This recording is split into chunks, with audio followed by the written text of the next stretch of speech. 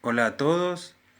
Hoy en esta clase vamos a intentar hacer un pequeño resumen eh, del concepto de inteligencia psicométrica, que son los temas, el contenido que venimos trabajando en estas últimas clases.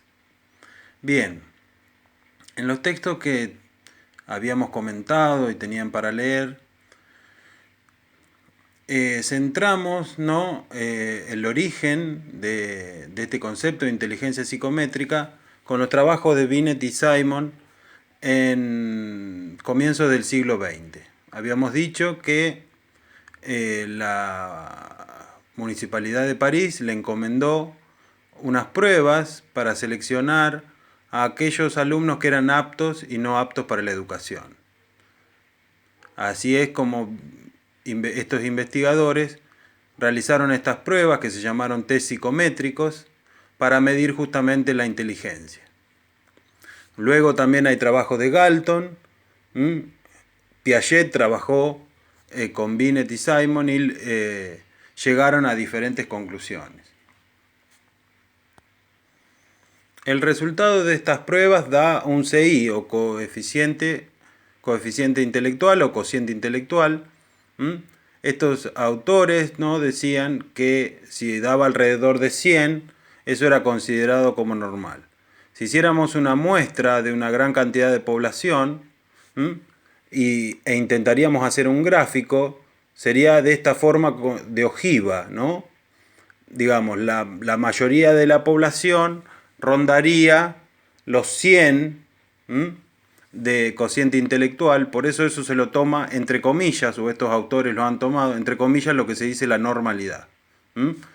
Por encima de ese número, si las pruebas le daban por encima de 100, serían los diferentes grados de un sujeto superdotado, si daba 100, 110, 120, y por debajo los diferentes tipos de retardo, leve, moderado y grave, dependiendo qué tan alejado de 100 estuviera para abajo.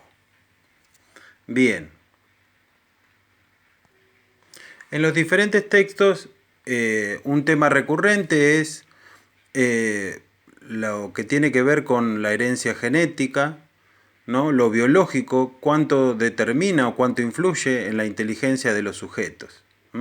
Galton tenía una fuerte tendencia en sus investigaciones a plantear esto de la herencia genética, la comparación entre individuos de un mismo grupo, ¿no?, en relación a su inteligencia, ¿no? Y las pruebas de este autor rondaban, digamos, estaban alrededor de lo que tenía que ver con esta herencia genética.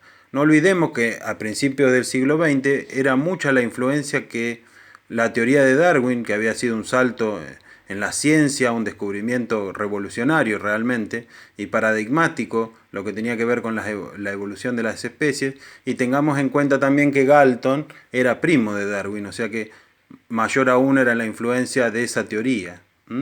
Para Galton, digamos, la herencia genética, lo biológico, era determinante para la inteligencia de un sujeto. Diferentes autores plantearán a lo largo del siglo XX también la importancia de lo ambiental en la inteligencia. Bien, Piaget, trabajando con Binet y Simon, realizando pruebas también, se da cuenta que los sujetos de la misma edad cometían los mismos errores. Ahí es cuando sus investigaciones toman otro rumbo y lo que va a estudiar, digamos, van a ser diferentes etapas que tienen que ver con el desarrollo. Va a decir que sujetos de la misma edad tienen características comunes en cuanto a cómo conocen o a su inteligencia. Bueno, en relación a los textos, vamos a tomar algunos conceptos para aclarar. Por ahí en los conceptos que hay mayor dificultad o por ahí no se comprenden tan fácilmente, vamos a tomar algunos conceptos de los textos para dar una breve explicación. Cuando ustedes leen el concepto de revisión dentro de los test psicométricos, de la inteligencia psicométrica, refiere a la contextualización que se hace de estos test para ser aplicados en determinado grupo. Digamos, los test psicométricos, entre sus pruebas o subtest, tienen, por ejemplo, pruebas o preguntas de cultura general. No sería lo mismo las preguntas en un país como China que en nuestro país. Para eso se tienen que hacer revisiones de esos test, amoldarlos de alguna manera al contexto al que se va a aplicar, para que sean válidos y efectivos y rigurosos. Bien. En cuanto a los test psicométricos, tenemos que pensar también que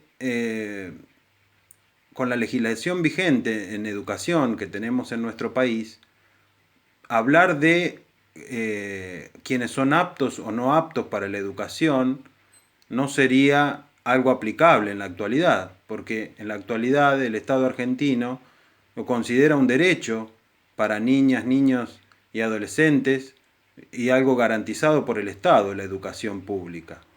Por lo tanto, esto que en un primer momento y dio origen a estos test psicométricos, ¿no? Lo que se le había encargado a Binet desde la Municipalidad de París, no tendría mucha aplicación en la actualidad.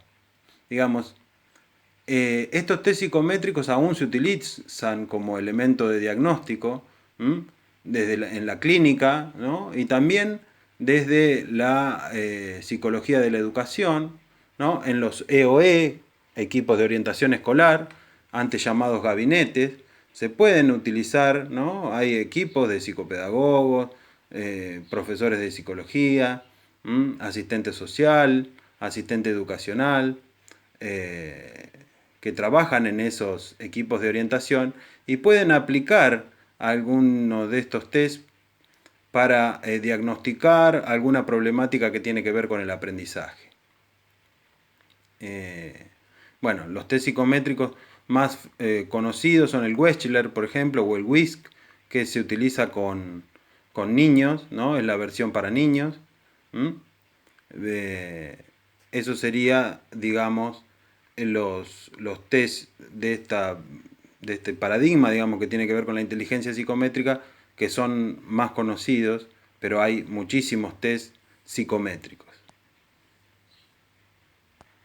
El último texto que tenían para trabajar y para leer, vinculaba el pensamiento creativo con la inteligencia.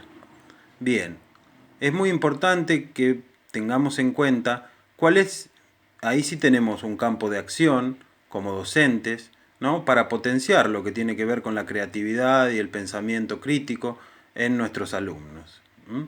Ahí se detalla, digamos, qué serían las acciones, estrategias, desde lo pedagógico y lo didáctico, para que un docente potencie en el alumno lo que tiene que ver con el pensamiento creativo. Otro punto importante dentro de la inteligencia psicométrica, en el desarrollo que tuvieron varios autores de este concepto, hubo diferentes variables dentro de la inteligencia psicométrica. Uno de ellos es el de capacidades múltiples, que yo les voy a pedir que subrayen esto y lo diferencien. Digamos, no es igual, ¿no? Capacidades múltiples, que es una variable dentro de la inteligencia psicométrica, ¿no? Y las inteligencias múltiples, que este último texto nos va a servir como introducción a este nuevo tema de inteligencias múltiples, que es un paradigma diferente al de inteligencia psicométrica. Capacidades múltiples es una variable, y lo repito para que lo tengan muy en cuenta, capacidades múltiples es una variable dentro del paradigma de las inteligencias psicométricas. E inteligencias múltiples no es lo mismo, no es igual. Inteligencias múltiples es otro paradigma.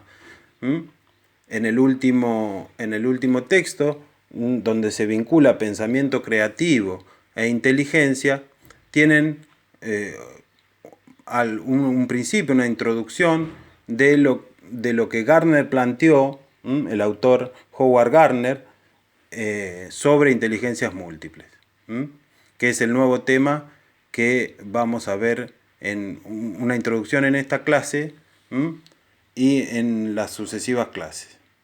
Les mando un saludo.